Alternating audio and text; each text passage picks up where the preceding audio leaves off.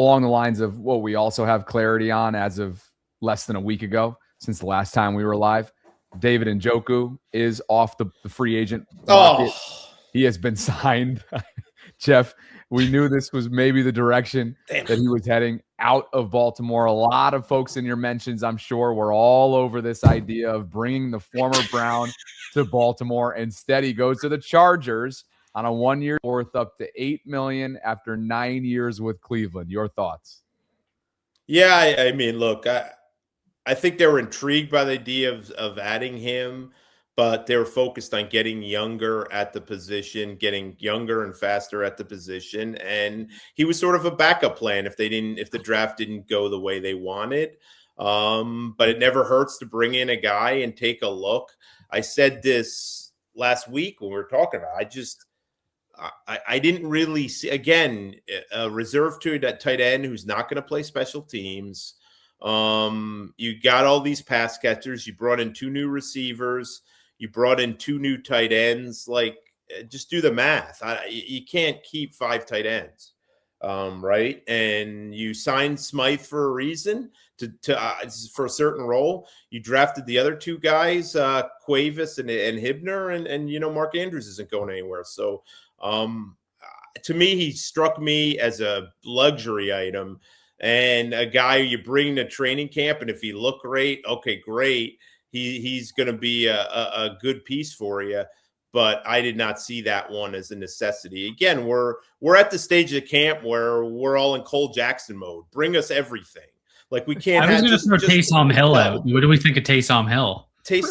I didn't even know he was still available. Is he really, Cole? Yeah. Wow, that's interesting. See, I'm pretty good at this. Yeah. Bring him in too. But yeah, we are at that stage where, and look, but you have to pick and choose. There's only so much room you have. There's only so much rosters flexibility you have. You want to look at certain young players at certain spots. And so you just can't have everything you want. It just doesn't make sense. There is a salary cap exists, despite what some people may have you believe. Hey, it was awesome? Speaking of salary cap, I was picking up my wife Mother's Day dinner the Sunday night. We were on the road. We had a wedding. We had a wedding to go to. So we got home kind of late Sunday, which messed with my actually, it gave me an excuse not to make elaborate Mother's Day plans for the missus. So that was nice. And I went and got takeout at a restaurant, and it's pouring, and I have my hood up, looking like an unsavory character as usual. And somebody's calling my name at this restaurant. And who is it but Brian McFarland, who just celebrated a birthday. Ravens salary cap guy. It was a pleasure to see Brian, one of my favorite people, one of the smartest people I think any of us know. So it was good to see Brian. So he deserves a shout out. Happy birthday, Brian. And Brian's, awesome. I don't know if Brian has a kid or what, but, maybe happy Mother's Day to those in Brian's life as well. There we go. That is awesome. I thought you were going to say maybe like a rogue collective subscriber tail, I haven't seen one of those since I went to Disney World and I was in the Star Wars section of the park and somebody bum rushed me. Right. It was me. Your in-law. Yeah. I ran up and hit Jeff with a lightsaber. Nice guy, but it was a little awkward. Making your in-laws think, man, who do we have in our family now? I mean, come on now. Seriously. Although everything that's Star Wars related is awkward to me, but that's another topic. Oh God, you're gonna set off the Star Wars people. I mean, I need to piss somebody off every show we do, so I'm gonna stay hot with that. Hey, before we get to just some tidbits on the schedule release and we'll get on out of here, Cole, let's take the realistic component of it out because it's probably unrealistic right now given where the Ravens stand. But because you like the unreal, Stefon Diggs, he was cleared in the court system within the last week or so, found not guilty of assaulting his private chef in a pay dispute. We know that he had a very productive 2025 in New England and got paid nicely to the tune of a 3-year deal. I think it was $23 million annually for Diggs, and he had a hell of a year. 7 of his 10 or 11 seasons have gone over 1,000 yards, but he's worn out his welcome, I think it's fair to say, at a couple different stops throughout his NFL career. Your thoughts on the Diggs conversation as it relates to, again, whether it's the Njokus of the world, the Joey Bosa's of the world that now find themselves in this conversation of whether it's realistic or unrealistic. Put that aside for a second. Fired up about a brand new partnership, and it is with our friends at SeatGeek. The NFL schedule is coming out this week. It's the time where everybody starts looking at the calendar. We get it. And all of you guys probably get it too. Which Ravens game am I pulling up to this year? I'm sure you're asking yourself something along those lines. Whether it's a big AFC North matchup, a primetime game at the bank, or even a road trip, who knows? SeatGeek makes it super easy to find tickets. With over 35 million downloads, SeatGeek is the #1 rated ticketing app, and they have more than 70,000 events listed. We're talking concerts, sports, festivals, and everything in between. And one of the best parts is how simple they make it to know if you're actually getting a good deal. Every ticket is rated on a scale from 1 to 10, so you know what you're looking at right away. Green dots, good deal. Red dots, bad deal.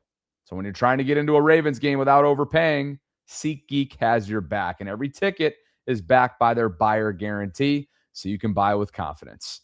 And of course, if you use code Collective10, that's Collective10, you'll get 10% off your next set of tickets at SeatGeek. Again, that's 10% off any tickets with the promo code Collective10. Click the link that we have in the description, download the app, have the code automatically added to your account so you can use it for later.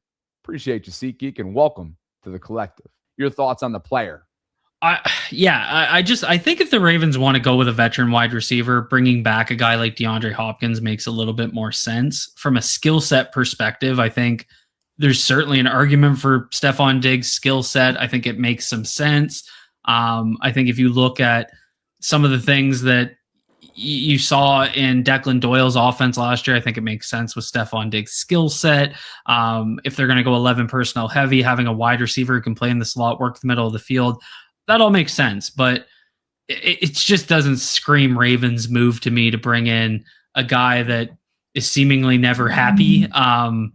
Despite, just going on a Super Bowl run, and going from another contender in Buffalo. Like, it just doesn't seem to work out for whatever reason. Whether that's his fault, I don't really know. I don't follow a lot of the inner drama of other teams, but it just doesn't scream a Baltimore move to me. Would I welcome him onto the team? Yeah, I don't have to deal with him. So, he's productive and he's good. So sure. I think the skill set makes sense, but does the personality, does that make sense? I think there's some valid questions there.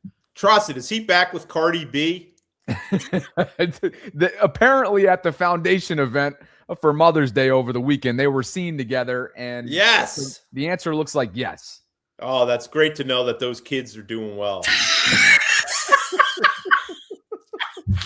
Does that move the needle with you, the fact that relationship is intact? You just want to see Cardi B at training camp. No, like Odell Beckham apparently was dating Kim Kardashian when he was on the Ravens, and we never saw her. So. Who do you think we get on the Collective first, Eric DeCosta or Cardi B? Man, Diggs, I love watching Diggs play. I just don't see it, guys. I just don't see it. There always seems to be a distraction there. There always seems to be an issue there. Another spot where I think they want their young guys to play. You have all these pass catchers. Is there enough of a target share there to appease him? I got asked this last night, and I said it would surprise me if they do. And this is not from what I heard, it's just knowing how the Ravens typically do business. And look, Eric DeCosta has been pretty clear that they're not really in the wide receiver market at the moment. Could some of it be posturing? Sure, but I don't know what would be gained by that at this point. Some of those guys are just out there looking for jobs. Those are the two markets. It's that and edge rusher. You have a handful of guys on each side where those guys are going to wind up having to take some probably sweetheart deals if they want to continue to play, because the demand is not as high as what's available. Yeah. Cole, throw that fandom hat on for the moment. The biggest thing that you're maybe one or two things that you're looking forward to with the schedule release, and it may not even be like, designing your one road trip down to Baltimore. It could be like the game within the game, so to speak. How many primetime games they're allotted to this year? What's on your mind going into Thursday night? What I'm really interested in is how the schedule. There's two things. Where the first thing I always do when I get the schedule is where's the bye week, because I think it is so critical to a season. Is I prefer that, week 10, week 11 bye, because that's usually when your injuries pile up. And I'm really interested this year specifically because of the Brazil trip. Where do they put that bye week? And specifically, what games do they surround the Brazil trip with? Yeah. Because it looks like it's at 4:30 Eastern time on a Sunday. So do they get a following Monday night game to give them a little extra time? How does the travel impact? What do they have the week before? I would assume they'd kind of squish it with 2 home games. So then when you're front loading those 2 home games around a Brazil trip, how does that impact a regular season away road trip later? Like, do you have 3 road trips in a row? That's usually what I look for when the schedule release comes out. Where's the bye week, and where is like our big set of road games? I also try and find the obviously, like, when are they in Buffalo, because it's close and that sort of thing. So and I